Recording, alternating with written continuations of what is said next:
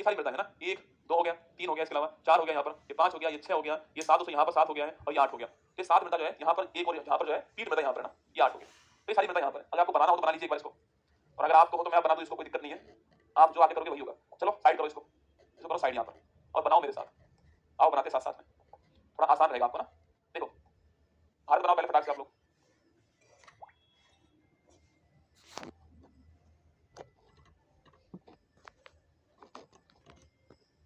बनाओ भारत फटाक से। देखो यहाँ कौन सी मृदा है? पर्वतीय मृदा। यहाँ कौन सी मृदा है? पर्वतीय। यहाँ भी है ना, यहाँ भी पर्वतीय, ठीक है। पूरा पर्वत वाला इलाका पर्वतीय हो गया, पर्वतीय, ठीक है। यहाँ पर्वतीय होगी। इसके नीचे पूछूं आपसे, यहाँ कौन सी मृदा है? यहाँ पर आपका जलोढ़ मृदा है। ये कौन सी जलोढ़? ये तो मैदान हो गया दोस्तों। इसके अलावा यहाँ जो तट वाला इलाका है, यहाँ जलोढ़ है, ठीक है। यहाँ भी जलोढ़ है ना, पश्चिम बंगाल में जलोढ़ है। तो पूरा इलाका जलोढ़ हो गया, ठीक है। जलोढ़ आपके सामने यहाँ पर होगी। इसके बाद पूछूं आपसे, ब्लैक से बनाता हूँ, ब्लैक तो ब्लैक से। ये ब्लैक हो गया ना, ये पूरा ब्लैक सॉइल, ठीक है। कुछ साइज का यहाँ भी है, ये पूरा ब्लैक, यहाँ भी ब्लैक है ना, यहाँ भी ब्लैक है, ठीक है। ये ब्लैक हो गया यहाँ पर। यहाँ देखना, ये लेटराइट है। कौन सा लेटराइट? कुछ यहाँ पर भी है ना, कुछ यहाँ पर लेटराइट, ठीक है। कुछ यहाँ पर भी लेटराइट है ना, यहाँ पर तो बड़ा हिस्सा इसका, यहाँ भी कुछ हिस्सा है, ठीक है। बाकी ऐसा नहीं, यहीं पर बाकी कहीं और भी होगा, बड़ा बड़ा हिस्सा बना है, ठीक है। यहाँ देखना कौन सी है, ये कौन सी होगी? ये होगी आपकी ड्राई पैलेट वाली मरुस्थलीय मृदा, ठीक है। मरुस्थलीय होगी यहाँ पर। और बाकी जो दिख रहा है आपको रेड होगी, बाकी लिख लीजिए रेड आपकी।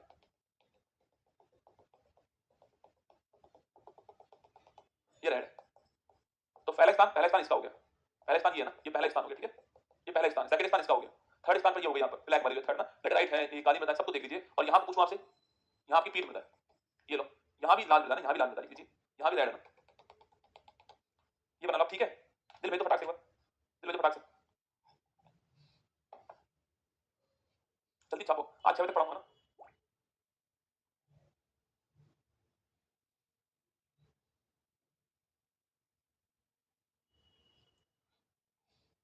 देखो फटाक से लिखो, ये ठीक रहेगा ना।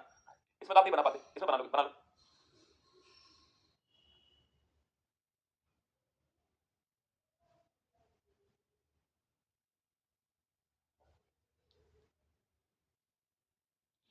बनाओ फटाक से बनाओ।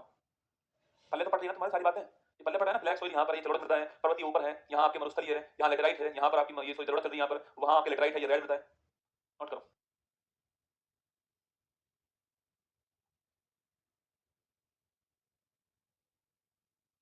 चले आगे, चलो। अब लिखो आप लोग, ये मृदा हो गया हमारा यहाँ पर। अब लिखो आप लोग कृषि, लिखो एग्रीकल्चर, कृषि एग्रीकल्चर, लिखो कृषि एग्रीकल्चर। कुछ बड़ी महत्वपूर्ण बातें दिखाता हूँ आपको कृषि के बारे में। देखो भारत की बात करूँ मैं आपसे, ये अपना भारत है। देखो कृषि की बात है, भारत की बात है, तो बड़े दिल की बात है ना। भारत बसता है गांवों के अंदर, और जो गांव की आत्मा है वो किसान के अंदर है। इससे बड़ी तो बात क्या कहूँ आपसे, भारत में गांव है और गांव में किसान है, ठीक है। अब देखना, ये दोस्तों भारत हो गया। यहाँ पर यहाँ की 50% पॉपुलेशन, 50% से प्लस अधिक जो जनसंख्या है ना, वो कृषि पर डिपेंड है। मतलब एक घर के अंदर 5 लोग हैं, एक खेत है, तो पांचों के पांचों उसी पर डिपेंड है हमारे यहाँ पर।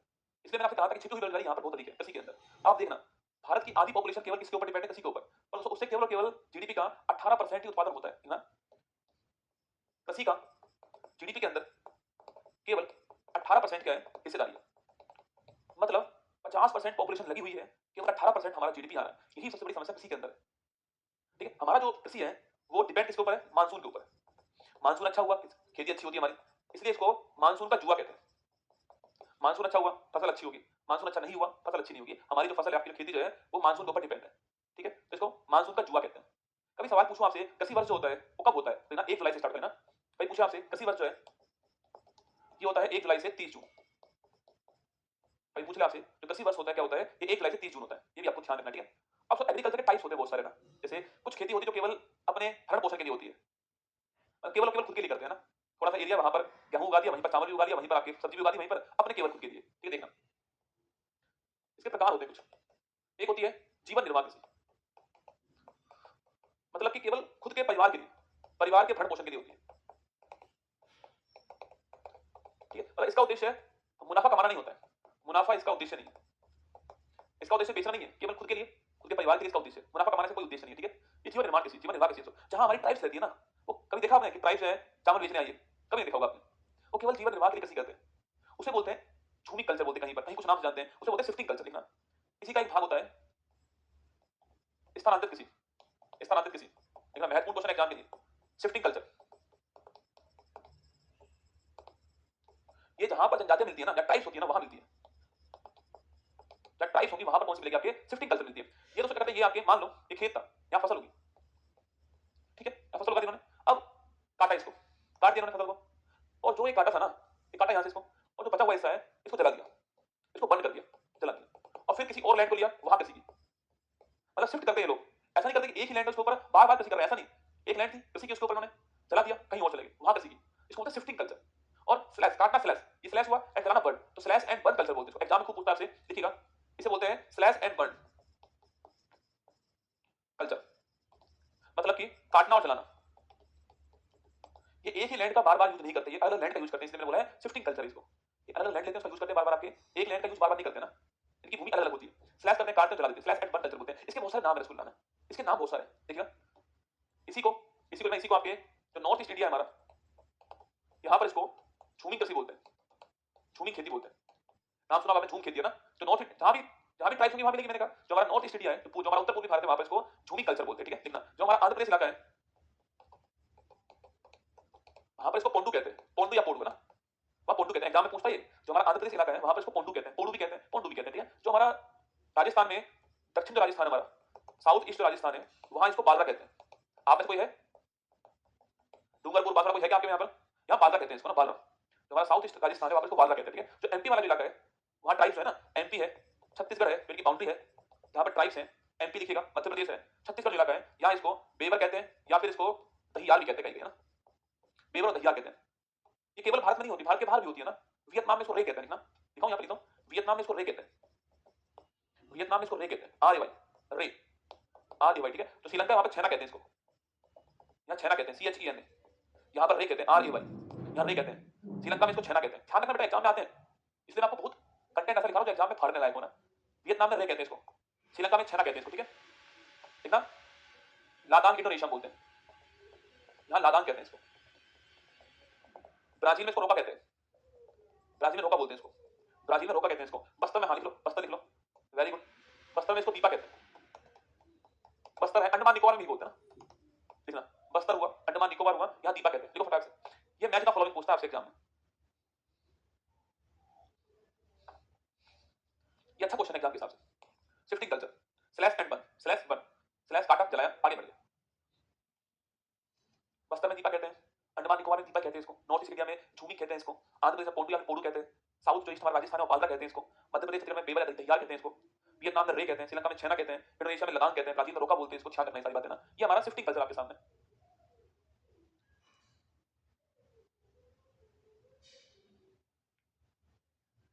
ये राजेंद्र को मैसेज कॉपी कर और टीम को भेज, करवा देना राजेंद्र ना, अगर ऐसा नहीं हुआ, ठीक है। चले बेटा आगे, चलो, ये प्रकार है इसके, महत्वपूर्ण प्रकार मैंने लिखा दिया आपको, एग्जाम में आते हैं क्वेश्चन है ना। सेकंड लिखना, ये तो आपके जीवन निर्माण कृषि है ना, केवल मतलब भरण पोषण के लिए होती है ना। एक होती है जो बेचने के लिए होती है, मुनाफे के लिए होती है, उसे बोलते हैं कमर्शियल, वाणिज्य, लिखिएगा। एक होती है वाणिज्य कृषि, जो कमर्शियल होती है ना, जो कमर्शियल होती है, इसका उद्देश्य मुनाफा होता है, प्रॉफिट एंड एक्सपोर्ट, मुनाफा कमाना और निर्यात करना, ये इसका उद्देश्य है। वाणिज्य का मतलब प्रॉफिट कमाना और एक्सपोर्ट करना, उद्देश्य, ठीक है। अब इसके अंदर वो फसलें भी आएंगी जो अनाज के अंदर आती है, या फिर उसके अलावा जिनको हम रोपते हैं, मतलब पौधा लेते हैं, रोपते हैं, आप जानते हो ना, रोपित भी आती है इसके अंदर ना, तो चाय है, कॉफी है, कहवा है, ये सारी भी आती है इसके अंदर, और अनाज भी आती है, ठीक है। तो इसमें अनाज फसलें भी आती हैं, और इसमें जो रोपण है ये भी आती है इसमें, जैसे कि मतलब चाय है, कॉफी है, काजू है, ये सारी आती है इसके अंदर, चाय कॉफी काजू, मतलब जो भी पर्वतीय में आती है, जो भी लकड़ाई में आती है, सारी इसमें आती है, ठीक है। रबर है, लिखो, ये वाणिज्य कृषि है, ठीक है।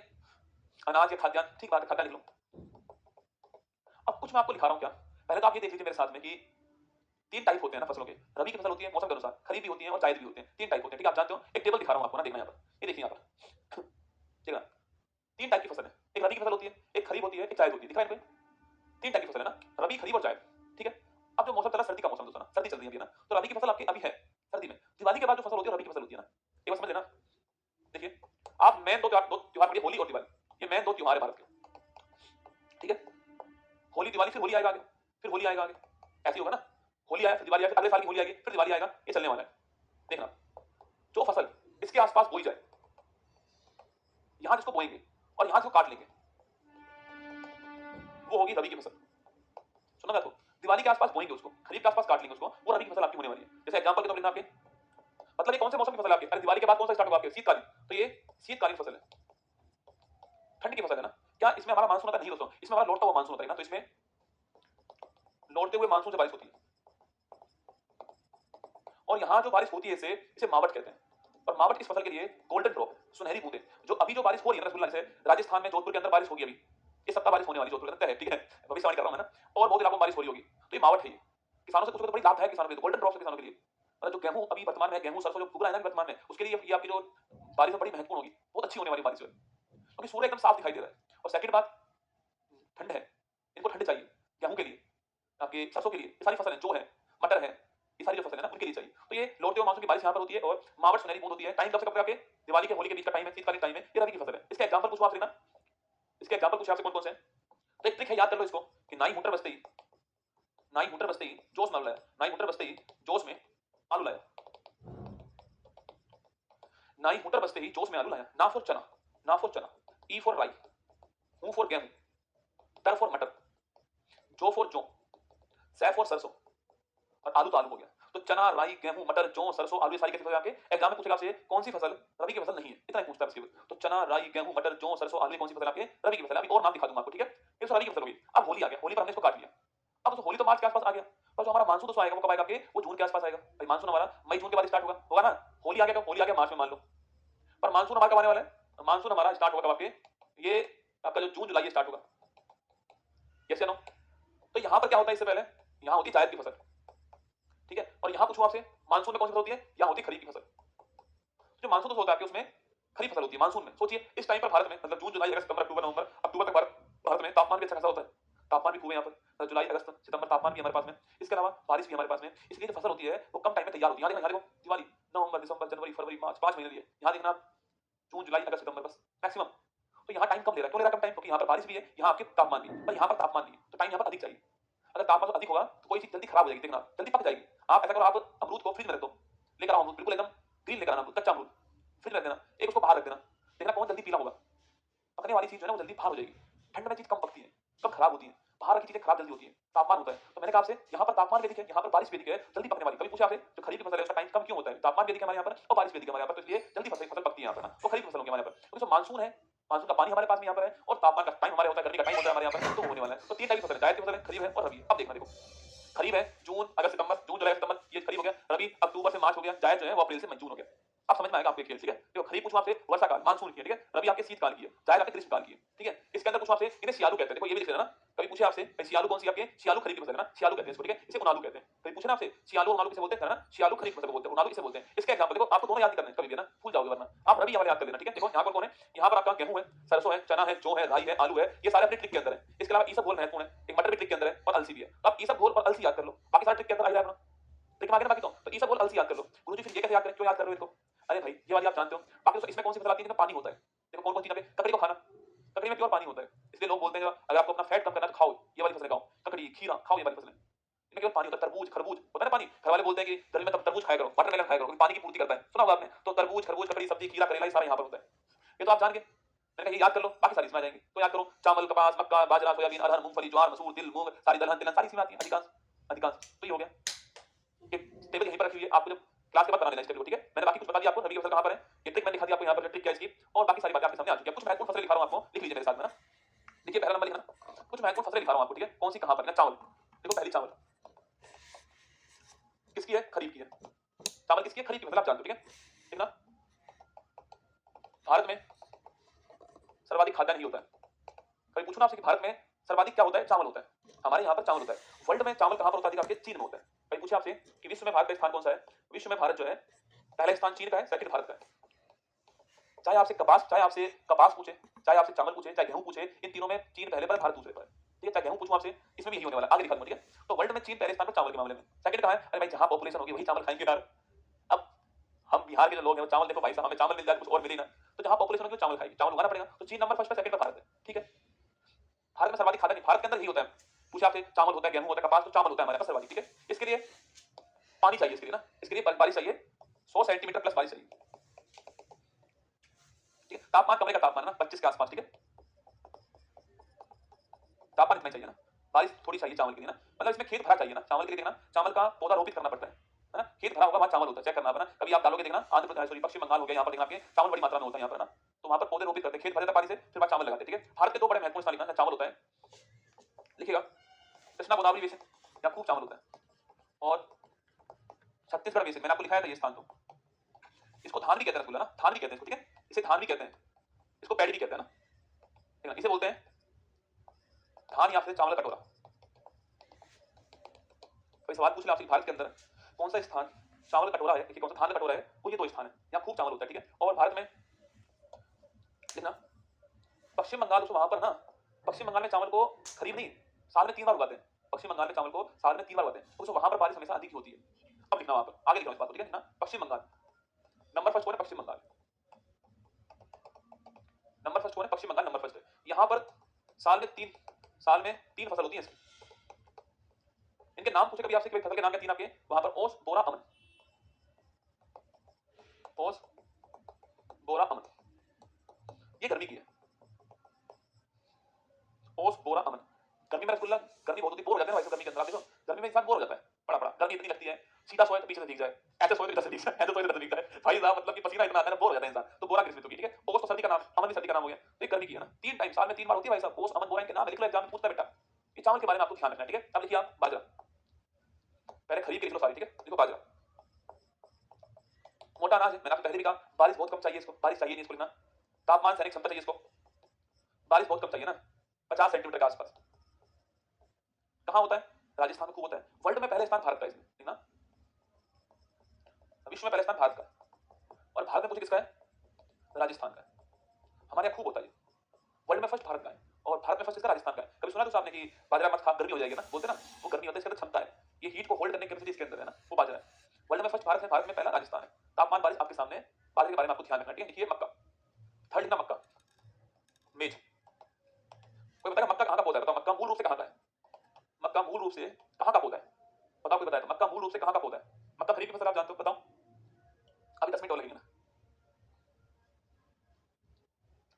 10 मिनट और रुकना पड़ेगा, ठीक है। ओस, बोरा, अमन, ठीक है। बताओ मक्का मूल रूप से कहां का पौधा है, हरियाणा का, अरे डोपा, सपना का ठीक आंसर है, अनिल का भी ठीक आंसर है, सुनील पुर्तगाल का है, हाँ मक्का मदीना देख लो कितने क्रांतिकारी लोग इस बैच में। लिखो अमेरिकन पौधा है, अरे अमेरिका में खूब होता मक्का, वहां दोस्तों इतना मक्का होता है अमेरिका में, वहां पर मक्के की बेल्ट है, मतलब वहां पर जो सुअर है ना वो मक्का खाते हैं। हमारे दोस्तों यहाँ के सुअर इतने कैसे होते हैं ना, अब भी इतने कैसे होते हैं, वहां भाई साहब ऐसा होते हैं, सुअर मक्का खाते हैं भाई साहब, वहां पर मक्का, तो सुअर वहां मक्का खाते हैं, ठीक है। तो मक्का खूब होता है वहां पर, पूरी सुअर का, अरे मांस खाएंगे उसका, तो मांस खाएंगे वो लोग, तो उसका मक्का खिलाएंगे फिर उसको खाएंगे। तो अमेरिका में मक्का की बेल्ट है, मेज बेल्ट अमेरिका में ना, अमेरिकन पौधा है मक्का, ठीक है। देखिएगा कहीं पूछूं आपसे, मक्के की बेल्ट तो आपके अमेरिका में ना, मक्का अमेरिका का पौधा है, ये भी आपको ध्यान रखना, ठीक है। अगर पूछे कौन सी फसल आपकी खरीफ की फसल है ना, इसकी दो बड़ी फेमस किस्में हैं, जो एग्जाम पूछता है, माही कंचन, माही धवल, लिख लो माही कंचन, माही धवल। पूछे आपसे कहां पर होता है भारत में, पहला स्थान कर्नाटक का है। वर्ल्ड में कौन है, यूएसए, भारत के अंदर कर्नाटक हो गया पहले स्थान पर, लिखिएगा मक्का, अमेरिकन पौधा है ना मक्का। आगे देखिए, मक्के के बाद छापना कपास, कपास बताओ कहां का है, कपास कहां का मूल पौधा है, बताओ कपास जो है कहां का मूल पौधा है, लिखना। पहली बात तो गर्मी का ये उष्णकटिबंधीय पौधा है, ट्रॉपिकल रीजन मिलता है जहां, लिखना इसको बोलते हैं व्हाइट गोल्ड, सफेद सोना। अरे रुई नहीं होती क्या, कॉटन जो होती है, कॉटन वो कपास है, कॉटन जो होती है ना, रुई जो होती है उसको व्हाइट गोल्ड बोलते हैं, कपास नरमा बोलते हैं इसको ना, पंजाब राजस्थान नरमा भी कहते हैं ना, नरमा को होता है पंजाब के अंदर। तो इसको कहां का पौधा है बताओ, छापो फटाक से, कपास जो है कहां का पौधा है, यूके, तुक्के बाजू। कॉटन कहां का मूल पौधा है, चीन का है, लिखो क्या कर रहे हो, लिखना चीन का मूल पौधा है, चीन का मूल पौधा कपास है, वही सर्वाधिक भी होता है, लिखना। पूछूं आपसे भारत में कहां होता है, जहां पर भारत के अंदर ब्लैक सॉइल मिलती है वहां होता है ना, जहां भी भारत में ब्लैक सॉइल मिलती है वहां होता है, गुजरात, महाराष्ट्र, यहाँ खूब होता है, ठीक है। गुजरात महाराष्ट्र में कपास खूब होता है, जहां भी ब्लैक सॉइल मिलती है वहां पर कपास खूब होता है, ठीक है। जहां काली मृदा मिलती है वहां कपास होता है, ठीक है। चीन का मूल पौधा है, और ये भी ध्यान रखना ये उष्णकटिबंधीय पौधा है, ये भी आप लिख लीजिए यहाँ पर, फोर्थ कपास। आगे लिखिएगा पांचवा, गेहूं, गेहूं किस कुल का है, गेहूं जो है आपके किस कुल का है, बताओ गेहूं जो है वो किस कुल का पौधा है, यह है किस कुल का पौधा है, बताओ गेहूं जो है वो किस कुल का पौधा है, बताना। पहले तो गेहूं तो आपके सी जलवायु चाहिए इसको, रबी की फसल आपके अभी वर्तमान में यही चल रहा है, वर्तमान में भारत में यही चल रहा है गेहूं, ठीक है, सी जलवायु चाहिए। बताओ गेहूं किस कुल का है? इसके लिए जो मावट होती है, गोल्डन ड्रॉप होती है, मैंने कहा आपसे। भारत वर्ल्ड में फर्स्ट चीन हो गया, सेकंड भारत हो गया। बताओ गेहूं किस कुल का है? कुल पूछ रहा हूं, कुल किस कुल का है? सीमा का ठीक आंसर है, विकास का भी ठीक आंसर है, ग्रैमिनी कुल का लिख लो। पूछूं आपसे, ग्रैमिनी कुल का पौधा है। ध्यान रखना, सारे सवाल पूछता बेटा एग्जाम में ना, किस कुल का पौधा है? ग्रैमिनी कुल का पौधा कौन सा? आपका गेहूं है, ठीक है। इसके लिए बारिश कम चाहिए, बारिश होती भी नहीं है, कम ही चाहिए बारिश, मावट हो जाए बहुत जबरदस्ती ना, 50 से 70 सेंटीमीटर बारिश चाहिए इसको, पर तापमान कम चाहिए। मैंने कहा आपसे कहा शीत जलवायु का है, तापमान ही कम चाहिए। और इसके लिए लिखना, इसके लिए क्या हुई? इसके लिए हरित क्रांति हुई है। तो बताएगा आप में से हरित क्रांति में हमने कौन सा गेहूं काम में लिया था? बताओ हरित क्रांति में कौन सा गेहूं की कौन सी वैरायटी हमने काम में लिया? कुछ नाम लिख लो जो गेहूं की वैरायटी है। कल्याण सोना सुना आपने? सुना होगा कल्याण सोना। अभी हाल में बना कौन सा? HD 3385।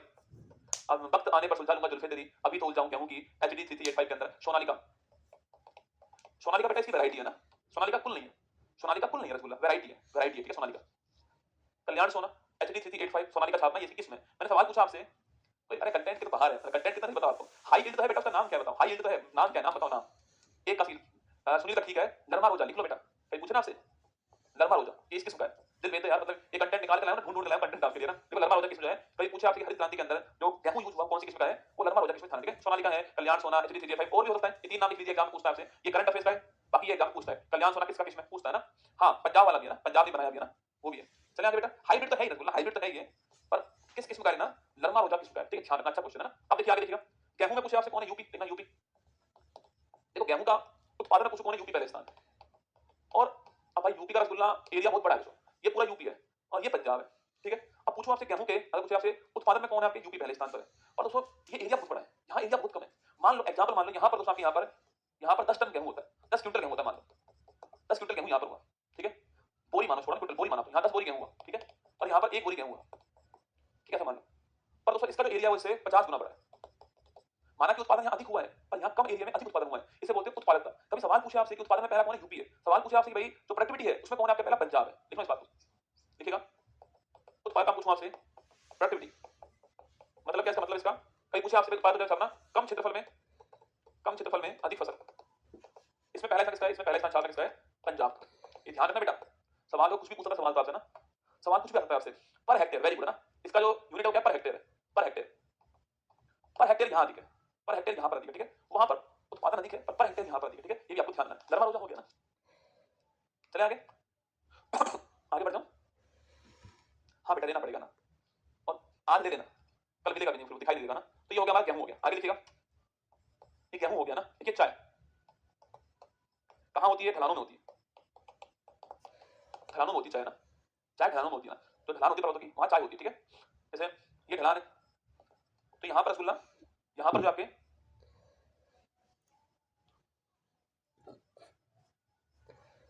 तो ढलान जो होते हैं उन पे होती है कौन सी खेती? आपके यहाँ पर होती है कौन सी? चाय की खेती, ठीक है। ढलानों के ऊपर होती है चाय की खेती, है ना, लिखना। इसको बागानी खेती बोलते हैं, तो किसके बागान होते हैं, ठीक है, लिखना। ये श्रम गहन है, क्योंकि दोस्तों इसमें चाय की पत्ती तोड़नी पड़ती है। कभी देखा आपने पीछे थैला बांधे होती हैं, महिलाएं होती हैं, असम की महिलाएं, और वो चाय की पत्ती तोड़ के उसमें डालती हैं। इसमें लेबर बहुत चाहिए, चाय की पत्ती को तोड़ना पड़ता है इसमें, देखो ना, तो लेबर बहुत चाहिए इसमें, ये श्रम गहन होता है, लेबर बहुत अधिक चाहिए इसमें, लिखना। कहाँ मिलता है भारत में? पहले पर चीन है, पहले पर चीन है, सेकंड पर भारत है, पहले पर चीन है, सेकंड पर भारत है, ठीक है। देखिएगा हमारे यहाँ पर कहाँ होती है? असम में होती है, पहले स्थान असम का हो गया। असम में खूब होती है हमारे यहाँ पर ना। पश्चिम बंगाल में खूब होती है, दार्जिलिंग की चाय बड़ी फेमस है, पश्चिम बंगाल में खूब होती है हमारे यहाँ पर, ठीक है। असम है, पश्चिम बंगाल है हमारे यहाँ पर। वर्ल्ड में चीन और भारत का चाय हो गया, ठीक है। चाय कहते हैं इसको, चाय। चीन में इसको चाय कहते हैं, चाय। चीन में चाय कहते हैं, बोलो चाय। अगर कुछ वहां से मृदा, लेटराइट मृदा, ठीक है, चाय।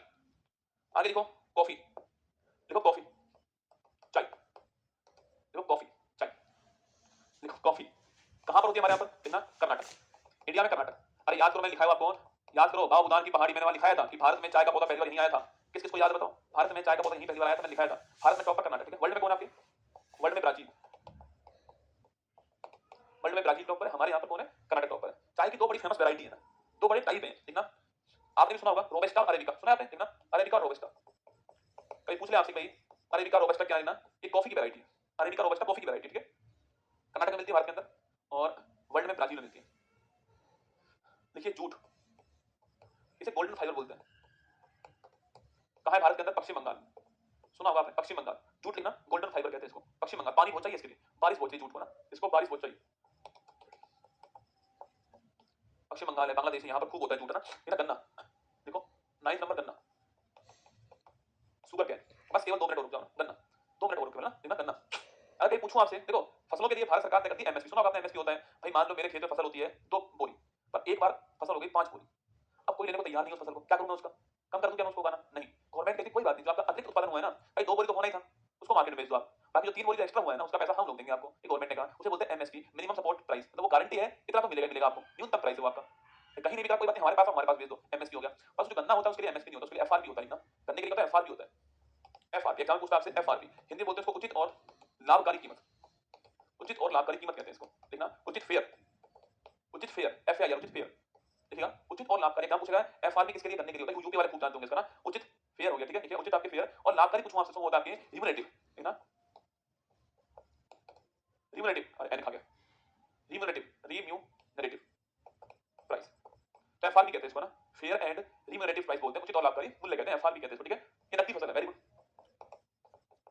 लाभ ही उद्देश्य करने का, लाभ ही उद्देश्य होता है करने का ना, नकदी फसल है, वर्ल्ड में ब्राजील फर्स्ट पर, भारत सेकंड पर है, नंबर फर्स्ट ब्राजील है, नंबर सेकंड आपका इंडिया है, और इंडिया पूछो कौन आपके, यूपी नंबर फर्स्ट पर है, यूपी नंबर फर्स्ट इंडिया के अंदर, यूपी टॉप पर करने में ना, ब्राजील इंडिया, एफआरपी लिख लीजिए, एफआरपी क्या होता है, फेयर एंड रिम्यूनरेटिव आपका होता है, प्राइस होता है, कीमत होती है, ठीक है, नकदी फसल है ये ना, ब्राजील फर्स्ट है, इंडिया सेकंड पर है, ठीक है, यूपी फर्स्ट नंबर पर है ना, देखिएगा आगे बढ़े, आगे बढ़े क्या, चाय में क्या होता है, कैफीन होता है, घंटी बज गई हमारे घर की, अब लास्ट वाइस लिखो, चाय में कैफीन होता है, चाय में कैफीन होता है, ठीक है, चाय में कैफीन होता है, चलिए 10वां नंबर लिखना, गन्ना हो गया, क्या रह गया बताओ, क्या रह गया, कोई बड़ी महत्वपूर्ण फसल बताओ जो रह गई, तंबाकू, लिखो तंबाकू, टोबैको, इसमें निकोटीन होता है, इसमें निकोटीन होता है, ठीक है, निकोटीन होता है तंबाकू में ना, तंबाकू में निकोटीन होता है, ठीक है, ये शीतोष्णकटिबंधीय पौधा है, आंध्र प्रदेश में खूब होता है ना, आंध्र प्रदेश, याद करो तंबाकू का सेंटर कहां था, ये वहां था, ये क्या बोलते हैं, राजमुंद्री स्थान, याद करो ना, आंध्र प्रदेश कर्नाटक खूब होता है, नोट कर लो, तो ये आपकी क्या होगी, ये आपकी मैंने पढ़ा दिया आपको क्या, हाँ मूंगफली तो पढ़ लेना, अपने अपने अफीम शुगर अपने अपने घर की बोल रहे हो ना, अरहर, दाल लिख लो, दलहन लिखो, दलहन, दलहन, देखो दलहन दोस्तों आपके वही दाल सारी है ना, दाल मूंग अरहर सारी दाल इसी में आती है, ठीक है, दलहन में ना, मूंग अरहर उड़द जो भी जानते हो आप, वो दाल सारी इसी में, ठीक है, देखना दलहन की बात करूं आपसे, तो भारत दलहन के स्थान, दलहन में भारत पहले स्थान पर है, दलहन उत्पादन में भारत पहले स्थान पर, एमपी टॉप पर है, अब सुनना दलहन लिखेगा आपके, पहली बात तो इसमें प्रोटीन खूब होता है ना, सारी दालें आती है, ठीक है, ये खरीफ में भी आती है, रबी में भी आती है, दोनों में आती है ना, ठीक ना, वर्ल्ड में, विश्व में सबसे बड़ा उत्पादक कौन है, भारत, सर्वाधिक हमारे पास होती है दाल, फिर भी दोस्तों हम हमारे बच्चों को दाल नहीं खिला पाते, आप पर तो खिला रहे हैं, अधिकांश जगह ऐसा दाल खिला नहीं पाते हम दाल को आज भी वो मानते हैं कि यार ये तो अच्छे लेवल की चीज है, मतलब ये अपर गेहूं और दाल की वो नहीं करते हम लोग, दाल कभी कभी मिलते हैं, गेहूं डेली मिलेगा, ऐसा होता है ना, मतलब सर्वाधिक उत्पादन हमारे यहाँ हो रहा है दाल का, बस पॉपुलेशन इतनी अधिक है ना हमारे यहाँ पर कि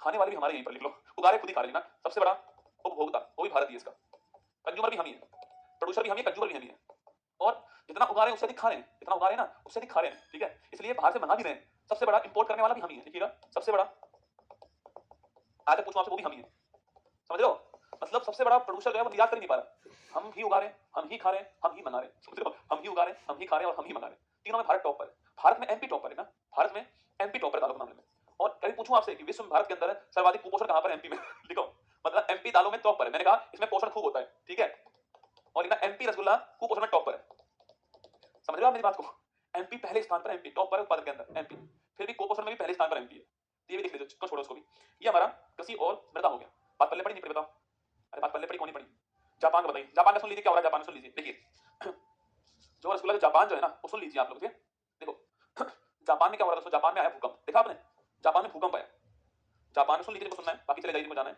जापान में भूकंप आया भी,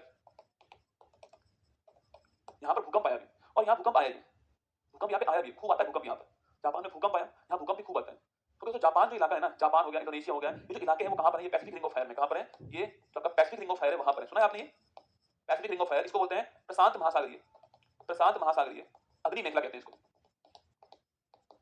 यहाँ पर टेक्टोनिक गतिविधियां बहुत अधिक दोस्तों हो रही है, टेक्टोनिक का मतलब प्लेटें हैं आपस में मिल रही हैं, एक दूसरे की ओर आ रही हैं, दूर जा रही है, इसे बोलते हैं टेक्टोनिक क्रिया, यहाँ पर बड़ी मात्रा में हो रही है, पानी रसगुल्ला पानी भी यहाँ पर है, तो यहाँ पर भूकंप बड़ी मात्रा में आता है, जहां भी ये पैसिफिक रिंग ऑफ फायर है वहां पर टेक्टोनिक गतिविधि बहुत तेज है, इसलिए वहां पर जो भी भूकंप है वो खूब आते हैं, यहाँ से यहाँ पानी भी है तो यहाँ पर ज्वालामुखी भी आता है, तो यहाँ पर भूकंप ज्वालामुखी खूब आते हैं, और अब जापान में भूकंप आया, ठीक बात है, पर यहाँ पर आप चेक करना, जैसे भूकंप आया जापान में, उसके जस्ट बाद क्या हुआ, जस्ट बाद में सुनामी का अलर्ट जारी हो गया, जापान में सुनामी आएगी, ध्यान रखना, कभी भी सुनामी का मतलब होता है जब पानी में भूकंप आएगा, पानी के जो आपके सरफेस है उसका, वहां आया भूकंप, उस भूकंप से जो लहरें उठेंगी और वो जो लहरें होंगी वो कोस्ट की ओर जाएंगी, तट की ओर जाएंगी, तो वो सुनामी कहलाता है। सुनामी के लिए भूकंप का होना बड़ा जरूरी है। सुनामी के लिए कंपलसरी क्या है, भूकंप होना चाहिए वहां पर। बिना भूकंप के सुनामी नहीं आएगा। सुनामी के लिए भूकंप का होना जरूरी है रसगुल्ला। बिना, मैंने आपको लिखा है भी था कि सुनामी के लिए भूकंप का होना जरूरी है, बिना भूकंप सुनामी नहीं आएगा। जैसे ही जापान में 9 का मैग्नीट्यूड का भूकंप आया, अर्थक्वेक आया, उसके जस्ट बाद वहां पर सुनामी का अलर्ट आया। सुनामी बड़ी खतरनाक उससे होती है, पानी किसी को नहीं पकड़ता, पानी बाहर के ले जाता है साथ में, पानी की स्पीड इतनी तेज होती है, लहरें बहुत ऊंची उठती हैं, सोचिए आप। और जापान पूरा आसपास आइलैंड है, जापान पानी के आसपास भरा हुआ है जापान। तो वहां पर तुरंत क्या हुआ, वहां पर तुरंत सुनामी का अलर्ट जारी हुआ वहां पर, क्योंकि भूकंप आया, भूकंप से सुनामी का अलर्ट आया। अब अलर्ट वहां से हट गया सुनामी का, तो ये वहां पर हो रहा है। और जापान में बहुत होता है वहां पर, आप जानते हो, ऐसा कहते हैं वहां पर घर भी लकड़ी के बनाए जाते हैं कुछ घर, तो क्योंकि वो जानते हैं भूकंप आएगा यहाँ पर। तो जापान एक ऐसी जगह पर, सोचिए आप इस देश को, सोचिए आप एक बार जापान को सोचिए, आप सल्यूट करोगे आप इस देश को। देखना, भारत वर्ल्ड का पहला परमाणु बम कहां गिरा, इस देश पर गिरा। वर्ल्ड का फर्स्ट परमाणु बम एक बार गिरा, परमाणु बम इस देश पर गिरा है। दो शहर तबाह हो गए इसके, कौन कौन से, हिरोशिमा नागासाकी, दो शहर तबाह, ये शहर तबाह हो गए। सोचना, जापान की सुनो आप, दो शहर बिल्कुल तबाह हो गए, हिरोशिमा नागासाकी, दोनों शहर तबाह हो गए। मतलब यहाँ तो ये कंडीशन दोस्तों अभी भी है, अभी बताऊं घटना कब की है, घटना आपके 1945 की है। अभी भी कुछ यहाँ पर बच्चे विकलांग होते हैं, दिव्यांग होते हैं कुछ बच्चे आपके, रेडिएशन यहाँ पर अभी भी है। सोचिए आप कितने सालों बाद की स्थिति है। ये वो शहर है जापान जहाँ पर पहली बार परमाणु बम गिराया गया, जिसके पास में का पड़ोसी देश है जिससे उसकी बनती नहीं। सुनना, ना तो इसकी रूस से बनती है और ना चीन से बनती है, और दोनों ही महाशक्तिशाली देश है। रूस भी महाशक्तिशाली और चीन भी पावरफुल है, इसकी दोनों से बिल्कुल नहीं बनती, फूटे हाथ नहीं सुहाते दोनों।